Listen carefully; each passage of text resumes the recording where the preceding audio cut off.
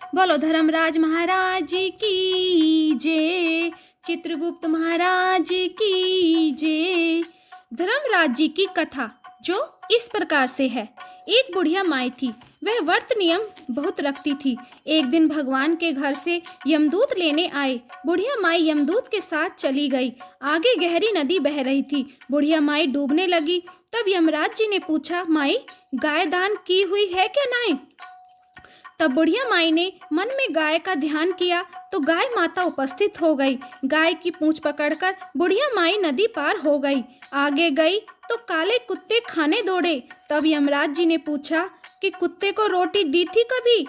बुढ़िया माई ने मन में कुत्ते का ध्यान किया तो कुत्ते चले आए। आगे चली तो काले कोए बुढ़िया माई को चोंच मारने लगे। तब यमराज जी ने कहा कि ब्राह्मण की बेटी को सिर में तेल लगाने को दिया है कि नहीं? बुढ़िया माई ने ब्राह्मण की बेटी को याद किया तो कोई ने चोंच मारना छोड़ दिया।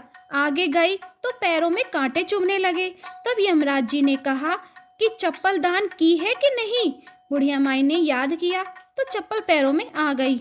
आगे चली तो चित्रगुप्त ने यमराज जी से कहा कि आप किसको ले आए हो? तब यमराज जी ने कहा कि एक बुढ़िया माई ने दान पुण्य तो बहुत किया है पर धर्मराज जी का कुछ भी नहीं किया, इसीलिए आगे के द्वार बंद हैं। तब बुढ़िया माई बोली कि मुझे 7 दिनों के लिए धरती पर जाने की आज्ञा दे दीजिए। 7 दिनों के बाद तब कहानी सुनकर उद्यापन करने के बाद मैं वापस आ जाऊंगी। बुढ़िया माई वापस धरती पर आ गई। पूरे गांव में खबर फैल गई कि बुढ़िया माई भूतनी का रूप धारण करके आई है।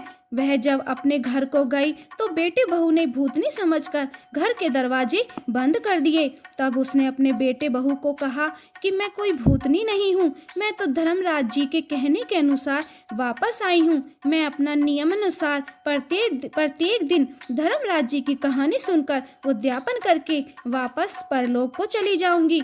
यह सुनकर बेटे ने उद्यापन की पूजा की सभी सामग्रियां एकत्रित कर दी, लेकिन कहानी का हुंकारा नहीं भरा। तब बुढ़िया माई पड़ोसन के पास गई और कहानी सुनने को कहा। पड़ोसन ने कहानी सुनी और हुंकारा भी भर दिया। बुढ़िया माई ने 7 दिनों के पश्चात कहानी सुनकर उद्यापन कर दिया और सभी सामान दान कर दिया। तब धर्मराज जी ने बुढ़िया माई के लिए धरती पर विमान भेजा और विमान देखकर सभी गांववासी स्वर्ग जाने को तैयार हो उठे। बुढ़िया माई बोली कि मेरी कहानी तो सिर्फ पड़ोसन ने ही सुनी है। तो सभी गांव वालों ने बुढ़िया माई के पांव पकड़ लिए और धर्मराज जी की कहानी सुनाने का आग्रह किया। कहानी सुनने के बाद सभी विमान में बैठकर स्वर्ग लोक को पहुँचे और धर्मराज महाराज ने कहा कि मैंने तो सिर्फ बुढ़िया माई के लिए विमान भेजा था, पर यहाँ तो सभी गांववासी एकत्रित हो गए। तब बुढ़िया माई ने कहा कि मेरी कहानी इन सभी ने सुनी है, इसीलिए आधा पुण्य इनको भी दे दो। तब धर्मराज जी ने सभी गांववासियों को स्वर्ग में वास दिया। सो हे धर्मराज महाराज, जैसे बुढ़िया माई को स्वर्ग में वास दिया, वैसे सभी कहने सुनने हुंकारा भरने वाले को सभी को वास देना। बोलो धर्मराज महाराज जी की जय। बोलो चित्रगुप्त महाराज जी की जय। भक्तजनों, आपको ये कहानी कैसी लगी? अगर अच्छी लगी हो तो लाइक, शेयर, कमेंट और सब्सक्राइब करना। जय धर्मराज महाराज जी की जय।